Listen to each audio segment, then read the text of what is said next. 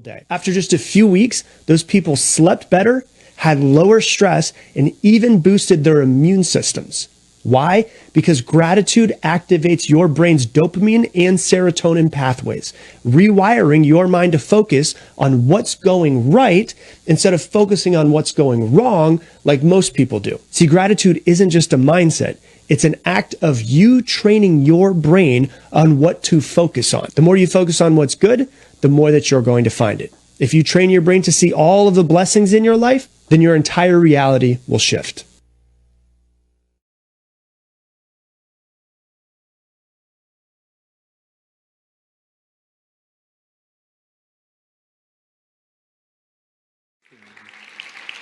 Amen. Aren't you glad bago madiscover ng science that having a attitude of gratitude releases serotonin and dopamine, which are the what we call anong tawag dito? They're elements that makes us happy and it makes our immune system strong. Ako po'y nagagalak na laging nauuna ang salita ng Diyos na naghahayag bago po ito nadidiscover ng siyensya. The reason why I allowed Karen to share the testimony, somebody out there listening from whatever time zone you are listening today sa iba't ibang panig ng mundo, and those who are watching here, also from Mindanao, mga counterpart po nating mga kapatid from many parts of this nation listening through online. And you as well on site listening. You might be in the same situation, pero wala pong aksidente na ito'y nangyayari. Isa sa mga na-appreciate ko na sinabi niya, walang nagturo sa atin paano maging magulang. Pero alam nyo, ang bait ng Panginoon.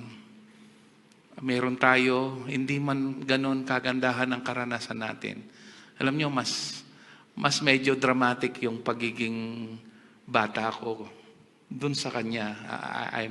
I'm also a victim of child abuse. Binubugbog ako, naliligo ako ng sarili kong dugo because my father has this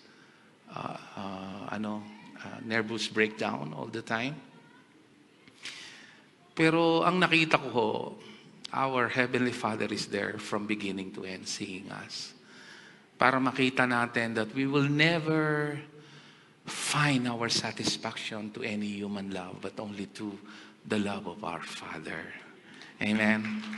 Sinong na-bless dun sa testimony?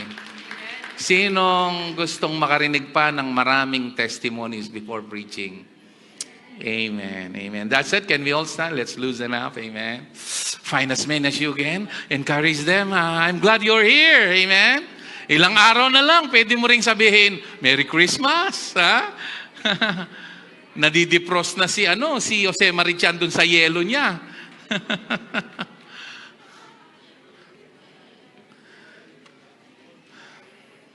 Thank you, Jesus. Thank you, Lord. Are you ready to receive the word today? Yes, let's pray. Father, we thank you, Lord, for the word that will be released today.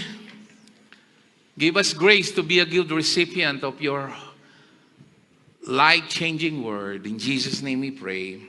Amen. Philippians 2:14-15. Let's cut the chase. A very short message, but a powerful one. By the way, thank you, Karen, for your testimony. And thank you, Brother Michael, for being here. Asan si Brother Michael? Ayan, you are blessed, brother. Amen. Thank you. Do everything without complaining or arguing. Wow, that's a tough order. How can I possibly do this? Verse 15. So that no one can criticize you, live clean, innocent, live as children of God, shining like bright lights in a world full of crooked and perverse generation. 1 Timothy chapter 5, verse 16 and 18.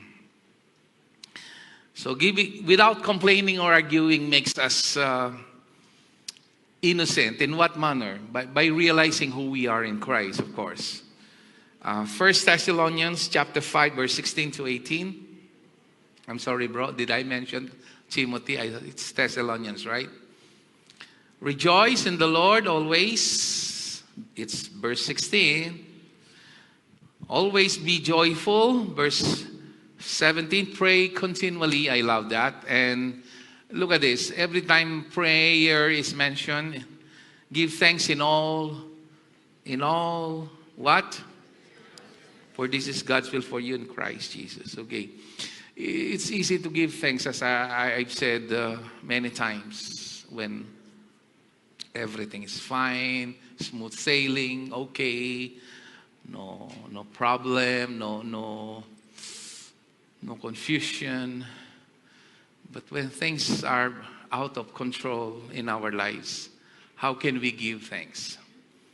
After all, the Bible is telling us magpasalamat tayo sa lahat ng mga sitwasyon at kalooban nito ng ating Panginoong Yesus. Number 1, let me bring you dito sa Philippians 4, 6, 7. Of course, you know this. Philippians 4, 6, and 7.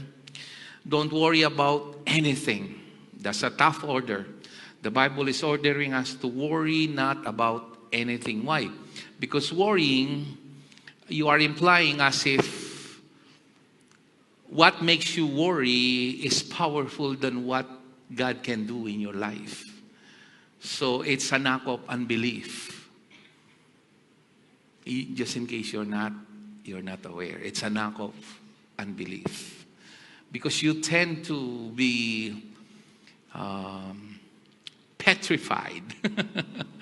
You tend to be, yung natatakot ka. Kesa sa dun sa worry na kaysa sa pwedeng gawin ng Panginoon. But instead, pray about everything.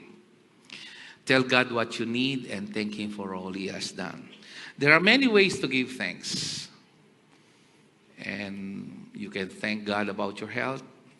You can thank God sa pamilya mo. You can thank God for many things, like any milestone that the Lord allowed you to experience. You can thank God with the many blessings that you are experiencing. Pero alam mo kung ano yung pinakamataas na paraan ng pagpapasalamat? Would you like to know? Ang pinakamataas na anyo ng pagpapasalamat ay ang pasalamatan mo ang Panginoong Jesus. At dahil sa kanyang ginawa. Wala nang tataas pa dun. Yun ang pinakamataas at purong dahilan bakit nagpapasalamat tayo. Kaya nga, hindi ko gaano gusto naman yung melody, pero dahil gusto ko yung lyrics, lagi kong pinapaawit. Give thanks with a grateful heart. I wish that merong another melody na makreate doon na medyo mas malalim. But the lyrics really speaks a lot. All the lyrics there speaks volume to us that Jesus is the reason why we should always give thanks. Number 2, we should give thanks because the Bible says, whenever you ask, believe that you receive, and it shall be done. So giving thanks is putting your whole trust and hope that God's promises are true, and He's pleased whenever we walk by believing, not by seeing. Why it is important to live by faith? Because we're living in a fallen world. The Bible declares that you are blessed in all ways. But kahit pinagpala tayo, hindi lahat ay nararanasan natin sa araw-araw. Pero nandun na yun. Pinagkaloob na tayo ng Panginoon. He gave us everything for life. As 2 Peter chapter 1, verse 2 and 3 declares. And Hebrews 11:6, the Bible says, without faith, it is impossible to please God. So whenever you come to Him, you must believe that He exists and that He rewards those who sincerely seek Him. It's on the screen. So, people, ikaw yung pinakamaaring, I need to say this, okay? So that you understand kung saan ako nanggagaling dyan. Maaring ikaw yung pinakamabait na tao, pinakamasunuring tao, pinakamababang loob na tao. Okay, are you listening? But if you're not walking by faith, you cannot please God. Anong ibig sabihin ng living by faith? Meaning, you live according to what He said. Meaning, let me simplify it more to you, that by God's grace, we learn to move, not by what we see, feel, or hear from others or from ourselves, but we're only moved on what God says in our lives. Two persons that the Lord gave commendation in the Bible, the Syrophoenician and the centurion. The centurion says, just say the word. I'm not worthy to come, to let you come inside my roof, but just say the word. Jesus was literally mesmerized. And King James declares it, he was astonished. Anong ibig sabihin ng astonished? Namangha, nabigla. Ang dami niyong ikayong mga Hudyo, ang dami-dami niyong sumusunod. Walang ganito katindi na pananampalataya. God is pleased and honored whenever you respect His word. Kaya nga ako, wala akong masyadong believe sa mga taong maraming alam sa Biblia. I would have more na malaki ang respeto. Kahit konti lang yung alam sa Biblia, pinapaniwalaan nito. Hindi paramihan yan eh. Hindi ako masyadong believe sa mga from cover to cover. Alam nila yung verses. Pero pagdating doon sa aktual, nayayanig sila kasi hanggang dito lang, wala dito. Because at the end of the day, hindi naman yung nandito ang magagamit mo kung ano yung nandito. Because the Bible says it is in your heart that you believe and therefore you are safe. So people, don't be don't be impressed with people who speaks a lot sa Biblia. The Bible says, you will know them by their what? Fruits. So by God's grace, these people I'm not talking about perfection here. I'm not talking about flawless attitude. I'm not talking about that. We stumble in many ways, but when we honor God, we respect His word. All right. Another thing, we need to give thanks because of the faithfulness of His word. Numbers 23 verse 19. Isa sa mga paborito kong talata. Numbers 29. God is not a man that He does not lie. So He does not lie. He's talking to you right now, making a great emphasis that God cannot lie to His promises. Take that to the heart. By stripes you are healed. Even if you don't receive healing, you're already healed inside. So He's not human, so He does not change His mind. King James renders it, He will not repent. See what repentance means? It's changing mind, not asking forgiveness. Find a word in the whole Bible if repentance means asking forgiveness. You cannot find it in the entirety of the scripture. Ang ibig sabihin po ng repentance is change your mind. Change your mind from this direction to that direction that the Lord already forgave you. He has ever spoken and failed to act? Has He ever promised and not carried it through? These are not questions to find answer. These are questions to declare truth. Ang tawag diyan mga rhetorical questions. Maraming rhetorics ang Bible eh. Asking questions to declare truth. Pag nagsalita ba siya, hindi niya gagawin yon. Pag nangako siya, hindi niya tutuparin. What's the answer? It's a resounding no. But every promise, He will fulfill. Say amen if you agree. Matthew 24 verse 35, TPT.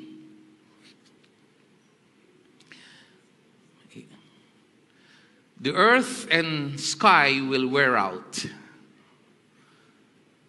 and fade away before one word I speak loses its power or fails to accomplish its purpose.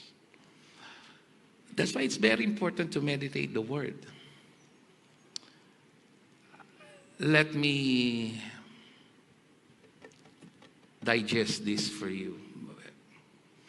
Ang salita po ng Diyos ay spirito at buhay. Okay, let's put it in the natural realm. Bakit mo kinakain yung saging? Some of you don't have an idea why you're eating banana. Of course, because of the potassium inside. And the many health benefits it gives. It's what we call happy fruit. So if you're depressed, just eat banana. You'll feel good. Bakit mo kinakain yung isda? May mga vitamins doon na kailangan mo. But some of you don't have any clue. Basta kahit lamon lang ng lamon. My point is, hindi naman natin talaga alam kung ano yung mga benepisyong eksakto, pero kinakain natin. Meron tayong ideya konti, pero kinakain natin. Ganon din ang salita ng Diyos. May mga pagkakataon na hindi natin naintindihan yung nasusulat doon, pero babasahin pa rin natin kasi may sustansya yon na hindi natin nakikita na nagiging kalakasan ng ating kaluluwa. Are you listening? That's why the Bible says, my words are spirit and life. You don't need to understand everything written in it. Just read and meditate the word because it brings life and healing to your soul and to your body. That's why Jesus said, man shall not live on bread alone, but on every word that proceeds out of the mouth of God. Another is, we need to give thanks because we can count on in His faithfulness. Matthew chapter 10, verse 29 to 30.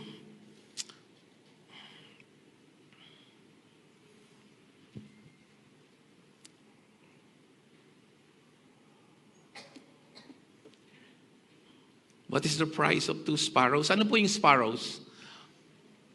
Denas. 1 copper coin.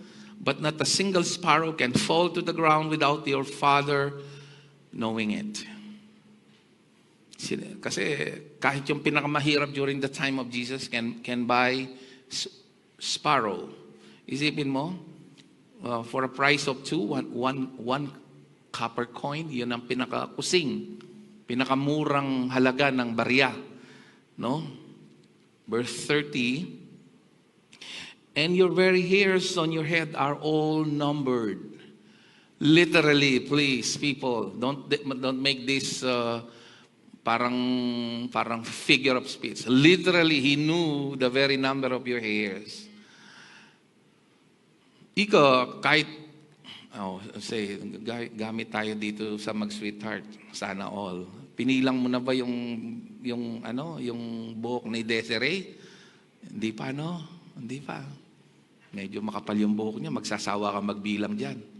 Pero ang Panginoon, binilang niya yan. Ibig sabihin, His love is greater than any human love. Verse 31. So don't be afraid. You are more valuable than a whole flock of sparrows. Lagi ko sinasabi to yung nakakita na ba kayo ng mga ibon? Anong tawag anong lalagyo rin? Denas ken Tagalog? Anong tawag natin diyan? Maya? Oh, nag-a-adapt yan nung nag-staff over ako dun sa Vancouver. May nakit kong denas, aliwala rin denas. Kaluma rin kaya katamo. The only difference is malalaki yung nag-adapt sila. Ang kapal ng kanilang mga balahibo. Tsaka mas malaki sila, mga Canadian denas. But parehong-pareho ng ating mga maya-maya. may napansin ako lagi, bakit sila tumutuka sa airport? Wala naman ano dun, yung bigas o, yes. Then I realized this. Our Heavenly Father feeds them. Meron na ba kayong nakitang ng ibon na namatay sa gutom? Kaya lang mamamatay sa gutom yan kasi kinulong mo at nakalimutan mong pakainin. Pero walang nagugutom na ibon. Pinapaalala sa'yo, huwag kang matakot na magutom o mawalan. Ang sabi ng Biblia, higit na mahal ka at mahalaga sa harapan ng Diyos kesa sa ibon. So every time nakakakita ka ng ibon, makita mo sarili mo na mahal ng Panginoon ng ibon na walang mamamatay sa gitna ng gubat na walang pakialam ang sino man, nalingit sa kalaman ng Diyos at mayroon siyang malasakit. Ibig sabihin, yung kaysa isang ibon na mamamatay sa gitna ng gubat, may kabatiran at malasakit ang Diyos dun sa walang pakialam na tao sa isang ibon, pero ang Diyos may malasakit. At ginamit na halimbawa na higit kang mahalaga doon sa ibon. That's why God is reminding us to be grateful, to have a gratitude of attitude in every situation. Sometimes, hindi natin mapagtanto ano ang dahilan, but if we knew how faithful God is in our lives. After all, we're not called to understand everything. We're called to believe, to trust Him. Matthew chapter 7, verse 9 and 11.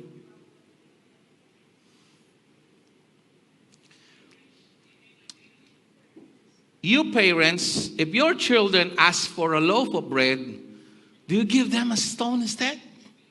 Huh? Verse 10. If they ask for a fish, do you give them a snake?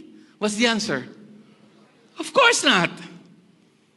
And verse 11 says, so if you sinful people know how to give good gifts to your children, kayo na mga magulang, kahit mga makasalanan kayong mga magulang, alam niyo kung ano yung mabuti para sa inyong mga anak. How much more will your Heavenly Father give good gifts to those who ask Him? This is your loving Heavenly Father. The Bible says, when you pray, do not pray like the pagans, believing with their many words, the Lord will hear them. Not so with you, Jesus said before He taught the Lord's Prayer. The Lord knew what you need before you ask. Now, the question is, kung alam na niya yung pangangailangan mo, let me ask you a question. Maybe you need to answer it in your own mind. Bakit kailangan pa ng Diyos na sabihin mo ito sa Kanya? In everything and anything through prayer, let your request be known. Sabi nung binasa natin kanina, let your request be known. Palagay nyo, I need a volunteer. Kanina nagtanong ako. I need magbo-voluntaryo. So, palagay nyo, bakit kailangan pa nating sabihin sa Diyos? Alam pala niya. Can somebody raise their hands? Wag na ako manalangin. Alam na pala niya eh. Bakit kailangan ko bang mag-pray? Bakit kailangan ko pa sabihin sa Kanya? Come on, people. What's your answer?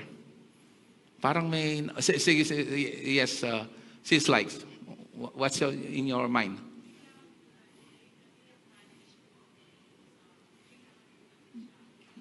Yes, na kailangan natin siya. Amen. Parang yung may anak na Japanese kanina, same answer. Right, how about palakpakan natin ang Panginoon dun sa gabot na yon? Yes. That's the right answer. For us to acknowledge that we need Him. That we put our trust in Him. Can I hear a good amen? Kasi iniwawaksi tayo sa pagtitiwala at pagdidepende. Pag may pangangailangan tayo, sabihin natin sa iba, o ang nasa isip natin, nakita ko si Bombay kanina, baka may makahiram, o nakapanaginip ako, makataya nga ng 7:18 sa ilalim. No? God wants us to tell all our needs so that we can put our trust and acknowledge that we need Him. It's putting us in a situation of protection. Kasi sumpain, ang sabi ng Jeremias, tingnan nga natin yon, Jeremiah 17:7 yata yun. Wala dun sa outline na binigay ko sa iyo. Lagi itong, Tagalog mo nga. Paki-Tagalog. Kaya ba ng Tagalog yan? 5. Ilagay mo sa 5. Ay, putatayaking weting na eh. Sinasabi pa ng Panginoon, isusumpa ko ang taong lumalayo sa akin at nagtitiwala lamang sa tao. Sa matutulad siya sa isang maliit na punong kahoy na ilan na walang magandang kinabukasan. Maninirahan siya sa tigang at maalat na lupain na walang ibang nakatira.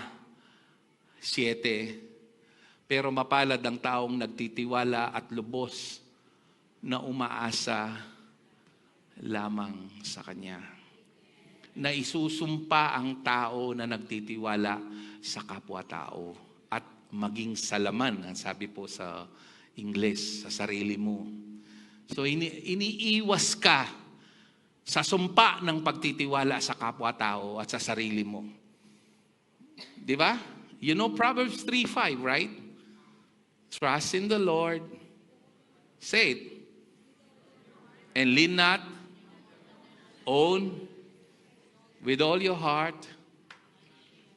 Acknowledge Him. And He will. Wag na mabukang bibig lang, ha? Isa pamuhay natin. Can I hear a good amen? Thank you, Lord.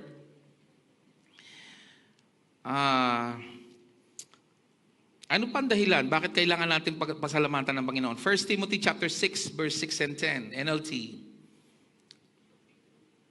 Yet true godliness with contentment in itself is great wealth. Totoo yan. I've seen a lot of people na mayaman, pero nagsisisi kasi walang panahon sa Diyos at sa sarili at sa pamilya.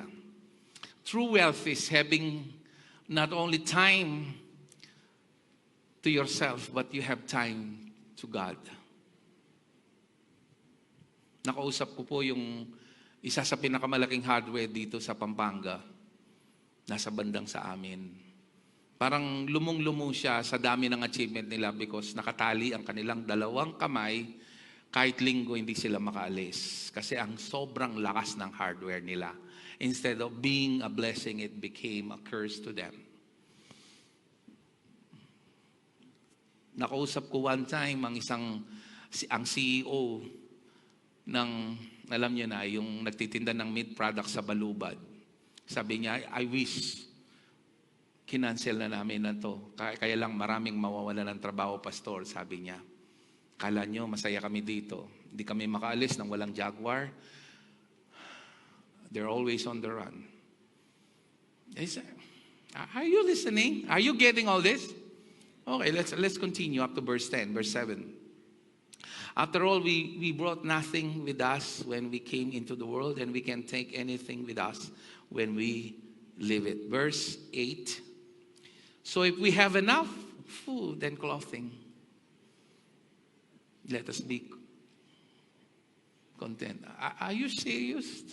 Is this what the Bible says? Yes. Huwag kayong mainggit dun sa mga maraming sasakyan na binili yung sasakyan dahil sa payong. Hinahabol sila ngayon ng korte, ng Senate, Blue Ribbon Committee.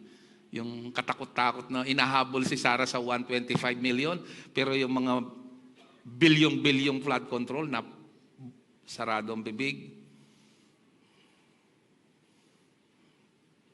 Honestly, I don't want to go into politics even in my message. Can you please pray sa ating bansa, lalo na sa mga nangunguna? Ang bansang ito ay mayaman. We're not poor, we're robbed. Hindi tayo mahirap na bansa. Tayo pinamumunuan ng mga kawatan.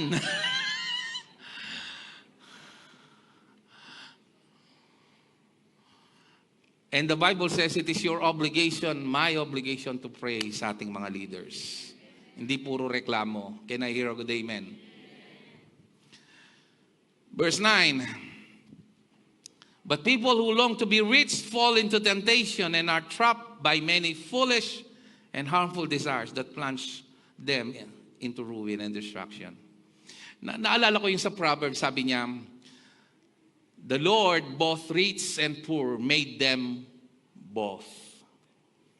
In other words, it's God making someone rich and someone poor.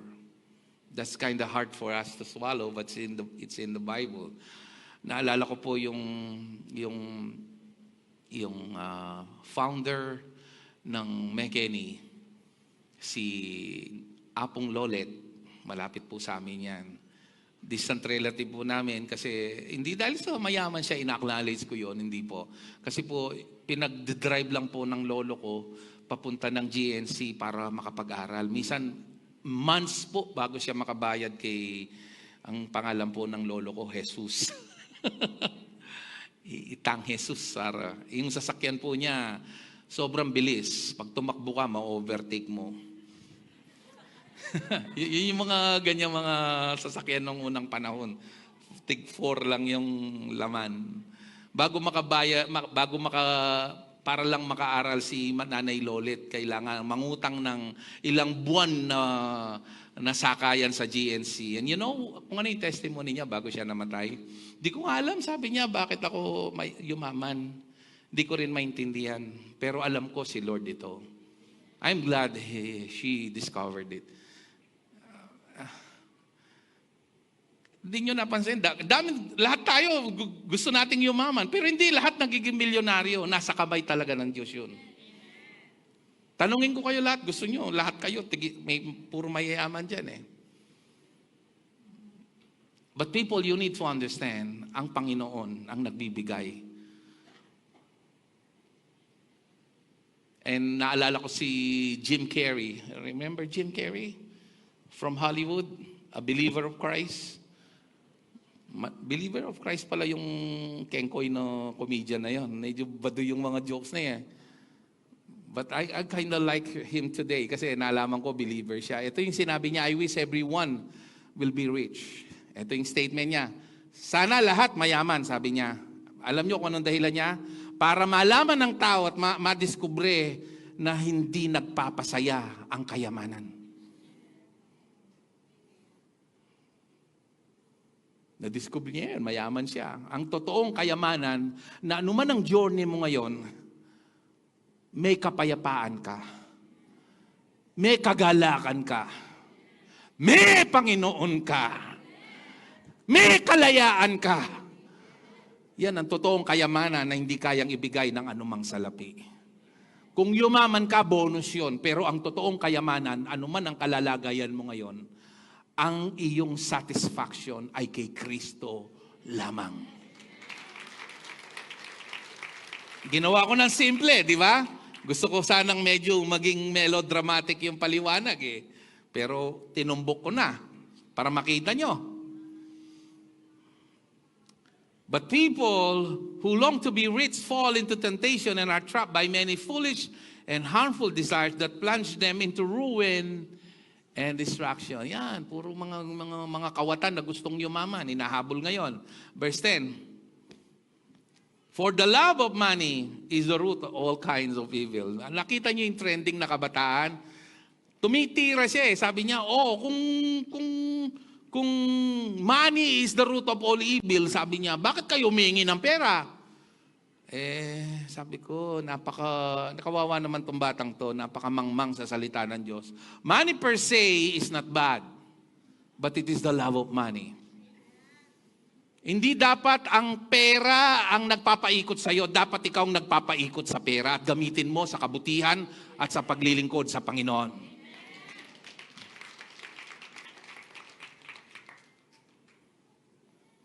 Yung magiging milyonaryo ka o bilyonaryo, wala sa kamay mo yan, nasa Diyos. Malinaw yan.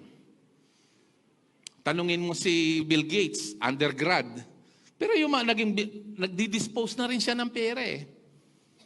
Kasi alam niya, to whom much is given, much is required. Mananagot tayo kung ano man yung material na bagay kung mananampalataya ka na nasa iyo na hindi mo pinagamit sa Panginoon. Binibigyan ko kayo ng paulit-ulit na warning. Mananagot kayo sa mga pinansyal at ari-ari. Ako masyadong matako pero. Masanting. Sabi mo kaya sipong ka matako pera. Yan mo kaya. Putang kain gabunatang ka mo. Paten-patenda pa. May babagdemanda. Teka mamisalin ditak. Bangka nito. Ka mamamagkasakit. Tudanan Kapampangan. People, sorry for that. Para sa mga loob lang yun. And some people craving money have wandered from true faith and filled themselves with what? Many sorrows.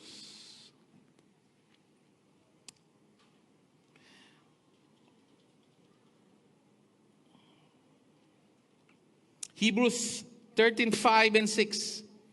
TPT. TPT yun. Don't be obsessed with money, but live, what? Say the word. Content with what? Oh, ikayo ba paano wala niya yung amaning Ginoo? O, pakisabing pa si Bayo, kaya siping mo, kamatako, pera, mo. O, yan ako sasabyan Bible eh. Aluhay. Numisan nunino pa rin kaluluy lang, matako, pera eh.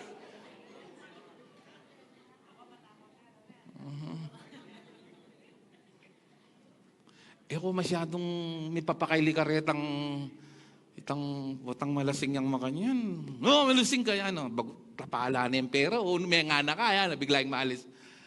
Yung makain tatangkilikan dito, wala mo po promotion na duduro siya niya ito kaya pera. May papakaili kayo, pero it is a perverted joke. Apong, pwede mo, tuknangan nyo ng believer kayo, Reta Rosas, display yun la, chalibo. Anak kong kanong, makiapos ko kaya yato. Potang cake, chalibo. Sayaya yung tao kaya pera. Buri sabi, lupa kang pero. Nung tutong yung kasayaan mo'y Kristo rin, pero salamat ka rin, pero alway lang tutong magpasaya. Yung tutong magpasaya, itang enjoy mo yung pamangan, ating kang kapayapan, ating kang kagalakan, ating perang po ngala. Mapapanting ko, mga plus ko mato, Krisyano la, display da, bulaklak ka pero, cake ka pero, tapal pero. I don't know. Kayo ba, panwalan nyo rin nga maning Ginoo, makial kasalkas kayo. Imbalo ko, yung mabyesan, sasalangsang yak yung agos, yung metesan, tutuki yak yung agos. Nano ka, mabye ka o mete ka nga san? Hello, detang Oriana, mangilag no kanyan. No, galing eh. Kaya ka magaling, mangilag. For you always have God's presence.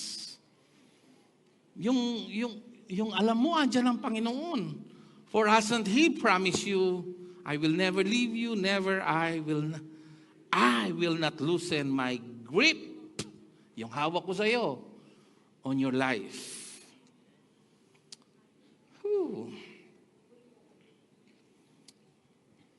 And last but not the least, people, in Isaiah 40, verse 29 to 31, we need to give thanks. Because in many ways, God will not give us something that destroys us. The Bible says when the Lord blesses us, He makes no trouble out of it. Meaning, when the Lord withholds any blessing, simple and plain, He's protecting us. When the Lord is answering our prayers, it's called provision. When the Lord delayed or sometimes withhold, it's God's protection. And people, you have to understand that. And it says here, He empowers the feeble. Ano yung feeble? The weak. And infuses the powerless with increasing strength. Up to 31, even young people faint and get exhausted. Athletics ones may stumble and fall. But, in verse 31, those who entwine, I love this translation because it's the perfect translation in Hebrew. Those who entwine their hearts with Yahweh. Let me borrow your expanded imagination. Your strength is like yung sinulid na manipis, na kapag hinatak mo, mapuputol. Yung strength ni Lord parang lubid na makapal, na kahit anong hatak mo, pwedeng panghatak ng tarak yan, kaya hindi yan mapuputol. So, yung sinulid symbolizes your strength, yung lubid symbolizes God's strength. So, here how it goes. But those who entwine their hearts with Yahweh will experience divine strength. So, kapag naka-entwine yung sinulid na manipis sa makapal na lubid, kahit anong hatak ng pagsubok, problema, karandaman, failures, even in the middle of waiting, you will experience strength. We are not designed to carry our daily task with our own strength. As believers, we are designed to rely in His strength. That's why the Bible says, be strong in the grace and power of His might. Hindi ka nakadisenyo bilang mananampalataya ng sarili mong kalakasan ang iyong gawin sa pang-araw-araw na buhay mo. Kaya maraming depressed, maraming burnout, maraming may mga iba't ibang anong tawag dito? Anxiety, depression, because they're as if they're facing the world with their strength. But learn to tap on your source, and your source is His strength, not yours. They will rise up on soaring wings, fly like eagles, run their races without growing weary, and walk through life without giving up. And last but not the least, Philippians chapter 4, verse 12 to 13, in the TPT version. I know what it means to lack, and I know what it means to experience overwhelming abundance. Ibig sabihin nito, hindi lahat sagana. May mga pangyayaring ipinaparanas ng Diyos ang kawalan. Ano ang dahilan? At maging sa gitna ng kawalan ay matutong magpasalamat. For I am trained in the secret of overcoming all things. Whether in fullness or in hunger, I find that the strength of Christ's explosive power infuses me to conquer every difficulty. In other words, I can do all things through Christ who gives me strength. That's why I can give thanks in many situations.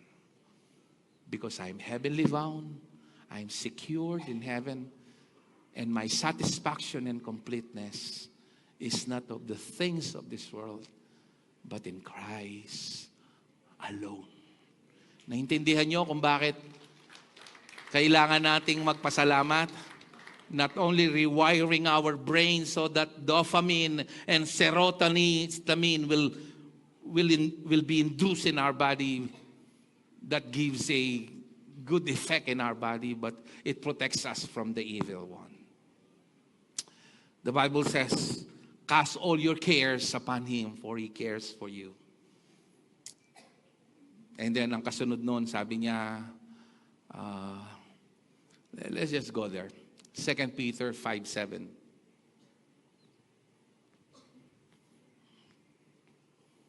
Tingnan nyo.